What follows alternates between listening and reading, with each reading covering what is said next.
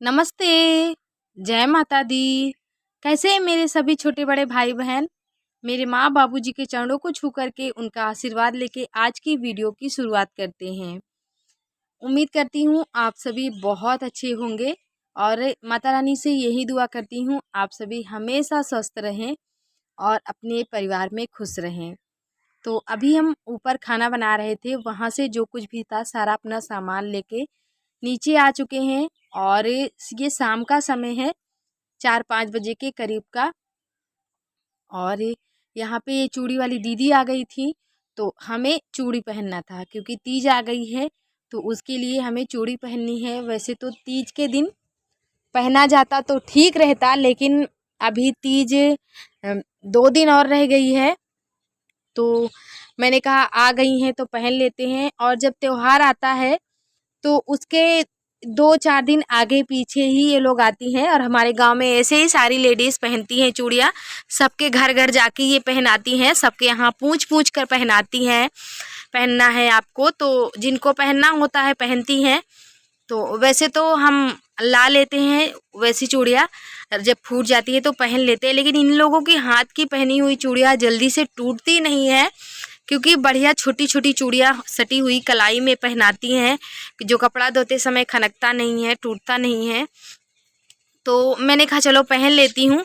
और मुझे कई तरह की चूड़ियाँ दिखा रही थी, बोल रही थी अगर साड़ी में आपको पहनना है तो ये वाली चूड़ियाँ ले लीजिए। तो फिर मैंने कहा नहीं, मुझे यही लाल वाली सिंपल चूड़ियाँ पहना दीजिए, क्योंकि लाल वाली जो सिंपल चूड़ियाँ होती है ना, वो मेरी फेवरेट है, मुझे अच्छी लगती है।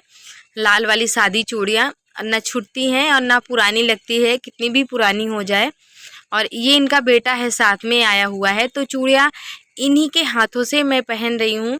बहुत सारी चीज़ें इन्होंने ले रखी है, जो बोल रही थी कि मुझे जो कुछ भी चाहिए था, बितास खाना वाली चीज़ें मार्केट में बहुत कम जाती हैं। गांव के जो लोग हैं वो इसी तरीके से घर पे खुद आते रहते हैं बेचने वाले, सब कुछ तो ले लेते हैं।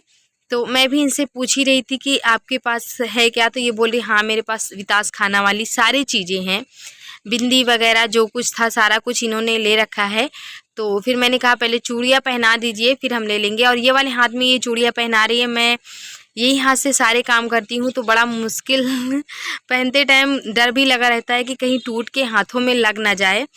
तो अभी देखिए दोनों हाथों में हमने चूड़ियाँ पहन ली हैं।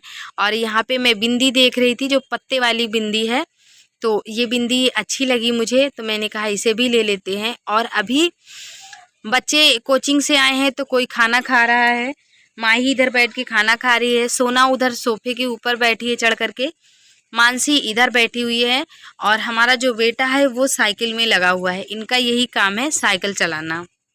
हमें आप सभी को कुछ बताना है, जो हमारी बहनें हैं उनका सवाल है, उन्हीं के लिए मैं जो पहले भी क्वेश्चन उन्होंने किए थे मैंने उनको बताया, और अभी फिर कुछ लोगों ने क्वेश्चन किया है।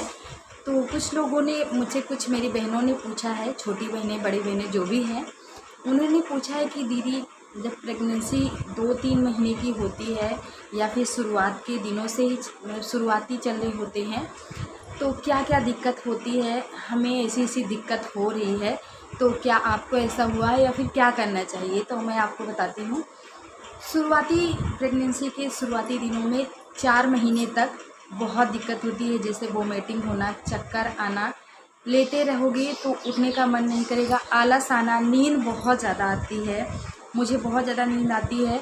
और 4 महीने तक बहुत दिक्कत होती है। 5वें महीने जब जाएगा तो थोड़ा थोड़ा सा ठीक लगना शुरू होता है, खाना बिल्कुल अच्छा नहीं लगेगा, और नींद बहुत गहरी आती है। जब सो जाते हो तो नींद बहुत गहरी आती है, वैसे तो नींद हर वक्त आती रहती है, लेकिन सोने के बाद बहुत गहरी नींद आती है। और रही बात वोमिटिंग की, तो हर किसी को उल्टियाँ नहीं होती है, सबका अलग अलग होता है, तो हर लेडीज़ एक जैसी नहीं होती है, हर किसी का प्रेगनेंसी एक जैसा नहीं होता है, सबका अलग अलग होता है। तो ये सारे लक्षण हैं जो होते हैं, पिछले 4 महीने तक आपको ये सब झेलने पड़ेंगे। 5वें महीने के बाद ठीक लगना शुरू हो जाएगा, थोड़ा बहुत खाना भी अच्छा लगेगा, यहाँ तक कि मुझे पानी भी बिल्कुल अच्छा नहीं लगता था। मुझे क्या दिक्कत होती थी ये आप सबको जानना है, तो मुझे क्या दिक्कत होती थी, उल्टियों की बहुत दिक्कत होती थी, सर मेरा बहुत दर्द करता था, चक्कर जो आता था वो अलग है, सर दर्द करना अलग है। जब हमारा सर दर्द होता है तो हमें कोई चीज़ नहीं अच्छा लगता है, कोई काम अच्छा नहीं लगता है, किसी की बातें सुननी नहीं अच्छी लगती है। तो मेरा क्या था, मेरा सर बहुत ज़्यादा दर्द कर रहा था, तो ये सारी दिक्कत मुझे थी। नींद तो आती थी बहुत, लेकिन इतना टाइम नहीं था कि मैं सो सकती थी। तो अगर नींद ज़्यादा आती है तो सोना बिल्कुल नहीं है, कोई ना कोई अपना काम करते रहना है, क्योंकि सोने से ज़्यादा अगर ज़्यादा हम सोएंगे तो ये हमारे लिए हानिकारक है, हमारे बच्चे के लिए हानिकारक। इससे बच्चा बहुत सुस्त होता है। ऐसा है, बोलते हैं लोग कि बच्चा जब होता है उसके बाद वो मतलब बहुत नॉटी नहीं होता है, नटखट नहीं होता है, आलसी होता है, लूज होता है, ऐसा कुछ लोगों का कहना है। और मैंने ये नोटिस भी किया है, मेरे चारों बच्चे बहुत ज़्यादा एक्टिव रहते हैं, इतने नटखट हैं कि मैं बता नहीं सकती आप सभी को। यही वो सारी बातें थी जो मुझे आप सभी को बतानी थी, जिन्होंने मुझसे पूछा था।